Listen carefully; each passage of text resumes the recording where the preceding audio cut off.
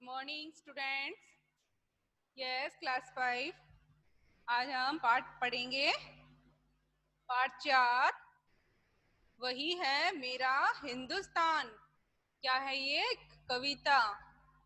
आज हम सुंदर सी कविता पढ़ेंगे जो अपने देश के बारे में कवि ने देश की विशेषताएं बताई है कि कैसे हमारा देश जो है बहुत ही हर स्थान यहाँ का सुंदर है और चारों तरफ यहाँ पर हरियाली ही हरियाली है।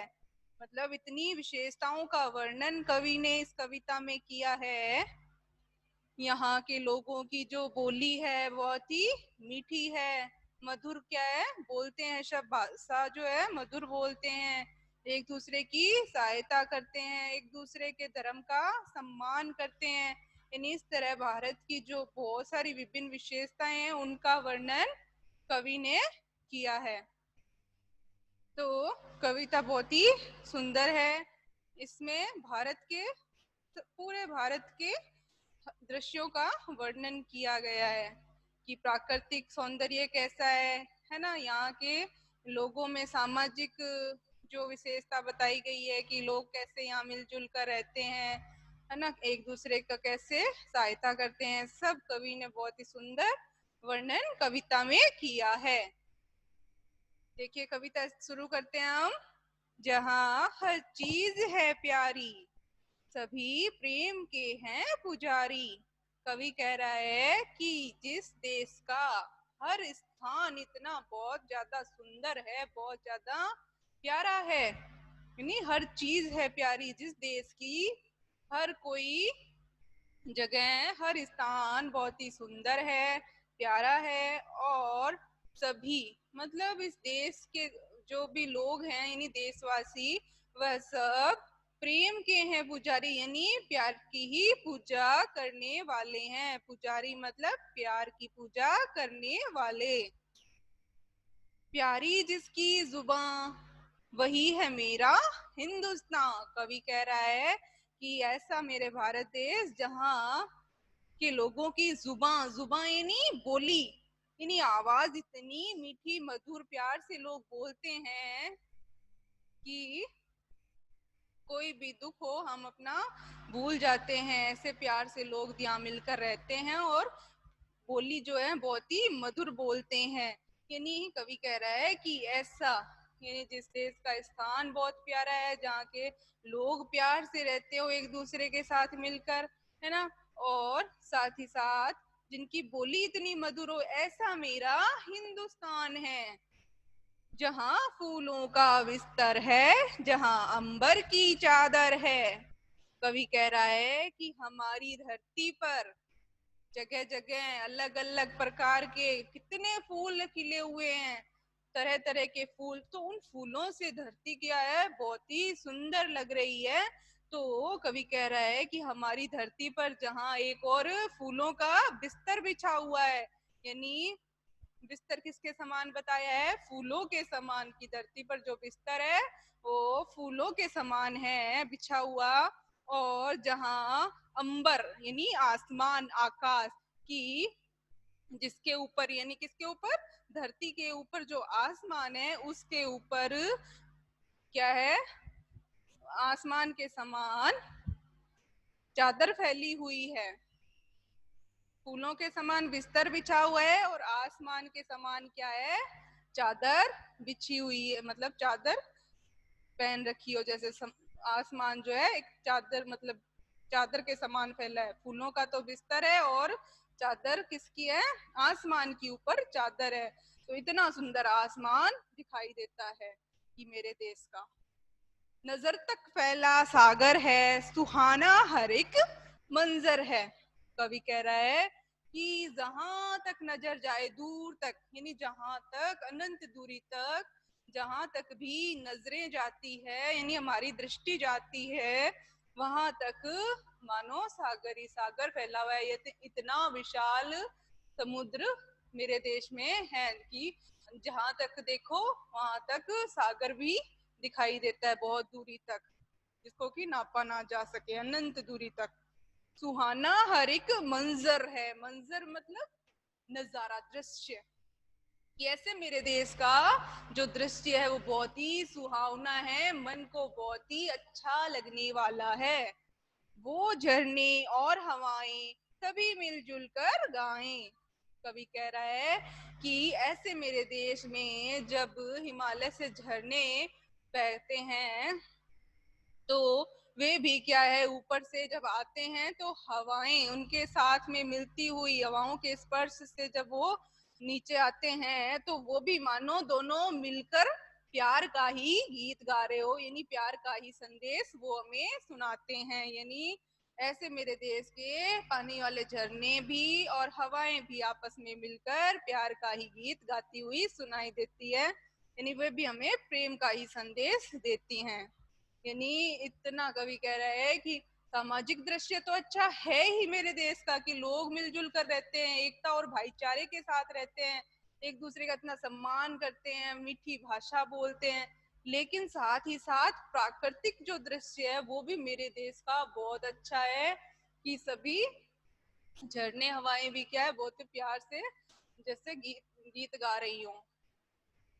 तो सामाजिक और प्राकृतिक दोनों विशेषताओं का कवि ने यहाँ वर्णन किया है। ऐसा मेरा हिंदुस्तान है, कि प्यार का गीत, की ऐसा मेरे देश में जहाँ हर कोई प्यार का गीत गा रहा है, चाहे लोग हो चाहे प्राकृतिक चीजें हो, हर कोई प्यार का गीत गाए। ऐसा मेरा हिंदुस्तान है जहाँ सूरज की थाली है, जहाँ चंदा की प्याली है, फिजा भी क्या दिलवाली है, कभी होली है कभी दिवाली।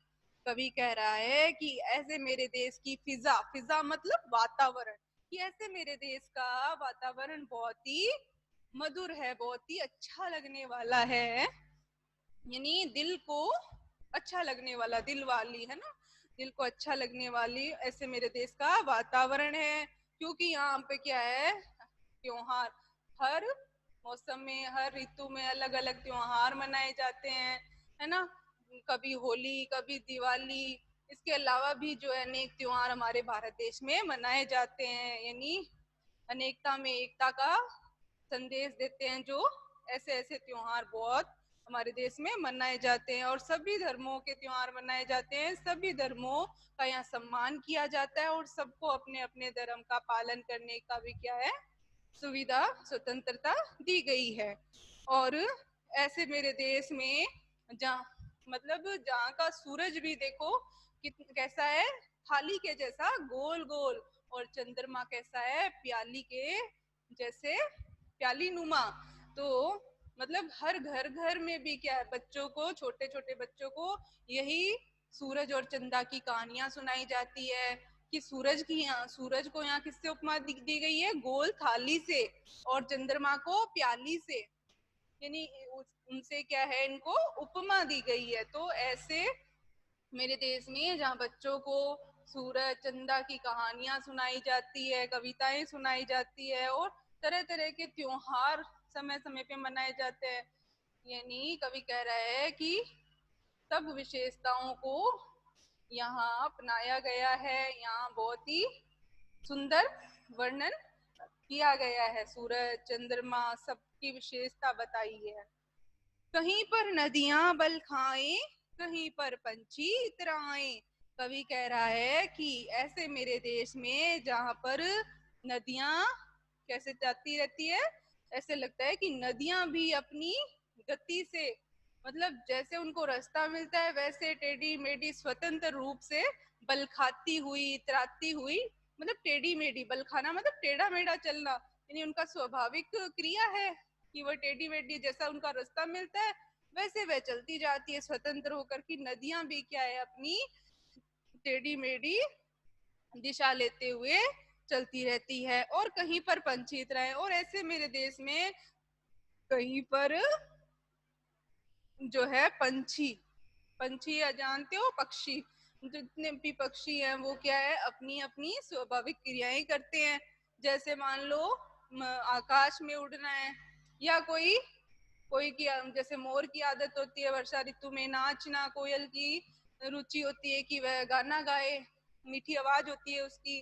तो हर पक्षी की अपनी अपनी स्वाभाविक क्रियाएं होती है और उनको करके ही वह खुशी अनुभव करता है, खुशी प्राप्त करता है, तो वह भी क्या है, अपनी ही धुन में इतराते हुए, यानी इस तरह अपनी स्वाभाविक क्रियाएं करते हुए वे बहुत ही हमको अच्छे लगते हैं। इतराते हुए यानी इठलाना, ठीक है, कि इस तरह वह इठलाते हुए बहुत ही हमको अच्छे लगते हैं।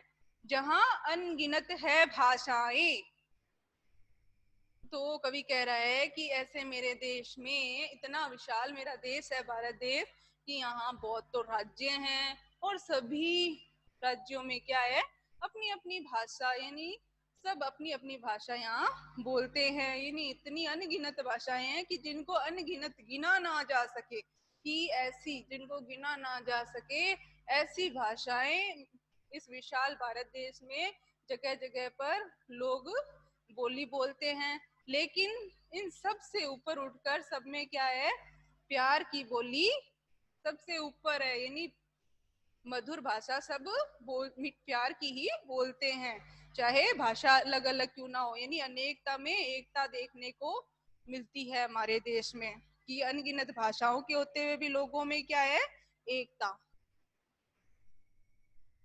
जैसे ही सुबह चमकी, बजी मंदिर में घंटी और मस्जिद में अजान। यानी कवि कह रहा है कि ऐसे मेरे देश में सुबह के समय, जैसे ही सुबह होती है तो धरती को कौन चमकाता है, सूर्य, सूरज चमकाता है।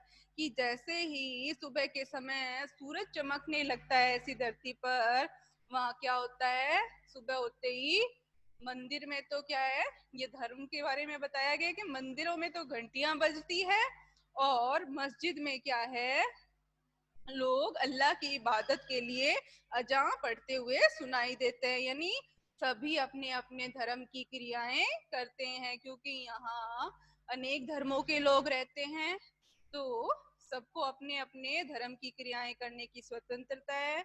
और लोग एक दूसरे के धर्म का सम्मान भी यहाँ खूब करते हैं और एक दूसरे की सहायता करते हैं। यानी एकता लोगों में है, कि सब अपने धर्म की क्रियाएं करते हैं, लेकिन अपने धर्म से भी ऊपर क्या है, देश प्रेम का भाव लोगों में बढ़ बढ़कर समाया हुआ है आगे, ठीक है।